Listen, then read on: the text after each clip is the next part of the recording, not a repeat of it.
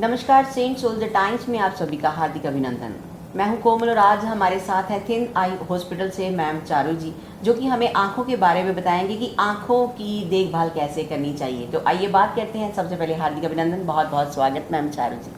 Thank you so much for having me here, and I'm really grateful to Saint Soldier Group of Institute for inviting us here for doing a camp for children. Ma'am आज हमारे आप studio में आए हैं, सबसे पहले उसके लिए भी आपका हार्दिक अभिनंदन। Thank you. और ये स्टूडियो बहुत खूबसूरत है। Thank you ma'am. क्या रीज़न है कि बच्चे जन्म से ही आजकल जो पैदा हो रहे हैं उनकी आंखों में टेढ़ापन क्यों है?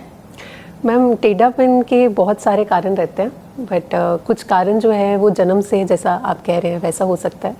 बट आजकल जो सबसे मेजर कारण रहते हैं वो अनकरेक्टेड रिफ्रैक्टिव एरर रहता है। अगर आपके बच्चों में चश्मा है और नंबर है लेकिन हमने चेक नहीं कर पाया है, so it could be the leading cause for developing the strabismus. So टेढ़ापन, जिसे हम scientific language में squinting या strabismus कहते हैं. So the major cause for this is uncorrected refractive error. So that is the purpose of our camp here today. So we are screening children for refractive corrections so that they don't develop such kind of complications. Yeah. तो जैसे बच्चों की आंखों में लाली आ जाती है, बिल्कुल सही। उसके लिए क्या करना चाहिए कि बच्चों की आंखें बिल्कुल सेफ रहें? सो लाली आना एक साइन कह सकती हूँ मैं पेरेंट्स और टीचर्स के लिए कि your child is suffering from some eye problem.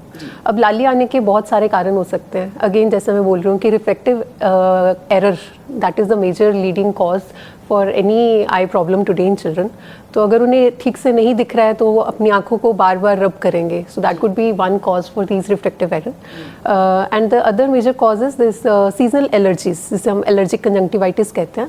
सो बच्चों में ये बहुत कॉमन रहता है, तो उसकी वजह से वो आंखें रब करते रहते हैं। And but then this is a very important sign and we need to get it checked and corrected because this further can aggravate many problems. In case your child is suffering from like keratoconus, it can aggravate that.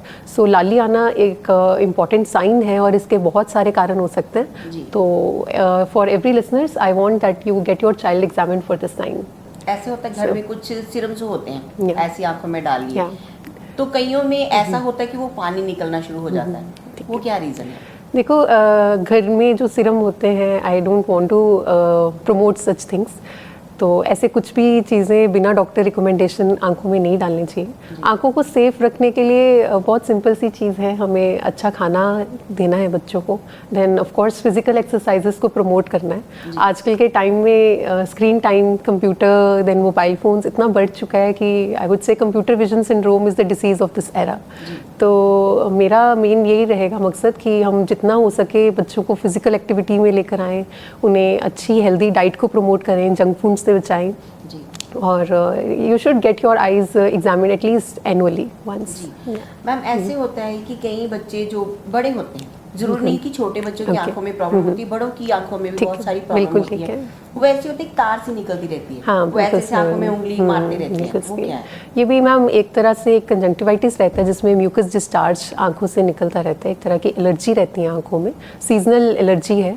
तो उस चीज़ की वजह से इस तरह के discharge आंखों से आते रहते हैं। और जो छोटे बच्चे हैं जिनमें पानी लगातार आता रहता है, ये हम इसे साइंटिफिकली नेज़ोलैक्रिमल डक्ट की ऑब्स्ट्रक्शन कहते हैं। तो क्या रहता है कि हमारे आंसुओं को निकलने के लिए जो रास्ता रहता है उसमें ब्लॉकेज रहती है। ठीक है, तो इस चीज़ के लिए भी पेरेंट्स को अवेयर होना चाहिए और अपने बच्चों को चेक करवाना चाहिए। बिकॉज हमें एक स्पेसिफिक, जितना जल्दी हो सके हमें इस चीज़ का इलाज करवाना चाहिए, उस रास्ते को खोलना चाहिए, because it could further aggravate various problems. जी बिल्कुल। जैसे कि आजकल देखिए पूरा का पूरा माहौल है सैटेलाइट का। बिल्कुल, मोबाइल चलाते हैं, टेलीविजन चलाते हैं। बच्चे जन्म से ही माँ बाप कहते हैं कि तो भाई ये मोबाइल में गेम देख लो या फिर कोई कार्टून देख लो तो खाना खा लो, क्योंकि बच्चों को वो चीज़ की हैबिट हो जाती है। बिल्कुल सही। वो खाते नहीं है, तो उसी समय वो बच्चों को छोटे से प्रॉब्लम बढ़ते बढ़ते बहुत ज़्यादा हो जाती है। कई बच्चों को शुगर भी होती है। बिल्कुल सही। शुगर की वजह से भी आई लेवल थोड़ा कम होता है। हाँ, बिल्कुल सही बता रहे हैं आप। जैसे तभी मैं पहले भी बोला, this is the era of computer vision syndrome. तो हमें जितना हो सके डिजिटल स्क्रीन से बच्चों को बचाना चाहिए। और अगर यूज़ भी कर रहे हैं, there should be like appropriate time कि इतनी ड्यूरेशन के लिए करो, there should be appropriate distance कि इतनी दूरी से यूज़ करो। एंड बच्चों को स्क्रीन करते रहना चाहिए कि कोई रिफ्रैक्टिव एरर है तो हम उसे करेक्ट कर लें, राइट। ऑल्सो इस एज ग्रुप में एम्ब्लायोपिया बहुत कॉमन देखा गया है और there is like specific time period कि हमें इसी एज में इस चीज़ को ठीक करना है, otherwise it becomes uncorrectable after certain age, right. तो इसीलिए भी इस तरह की स्क्रीनिंग का बहुत इम्पैक्ट रहता है। एंड रिगार्डिंग शुगर जो आप कह रहे हैं, it could be some major cause for developing cataract in these children. And congenital cataract में भी, जिसमें आपको प्यूपिल एकदम सफ़ेद दिखेगा, वाइट प्यूपिल दिखेगा, this is for all teachers and all parents who are worried for their children vision. And it can also become a major cause for your child developing amblyopia. Amblyopia हम इसे lazy eye बोलते हैं, and it need to be screened, it need to be treated very early in your life, otherwise it becomes uncorrectable. So I recommend and I actually request everyone to be aware about this.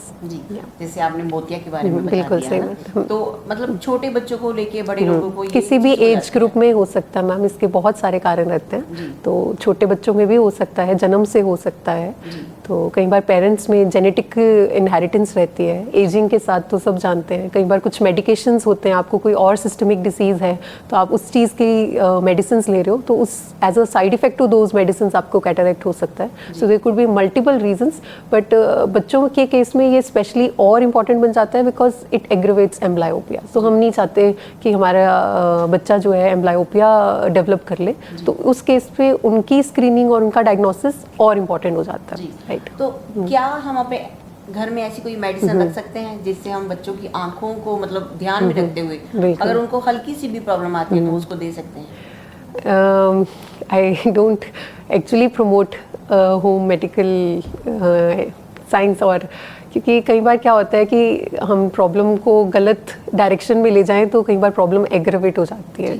तो I actually recommend everyone listening out there to please visit proper eye doctor and don't use such home remedies because eyes are really very precious.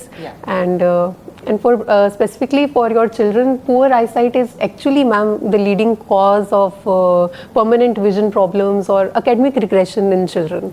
And in country like India, where academics is very important and we are actually living in a pressure world, right?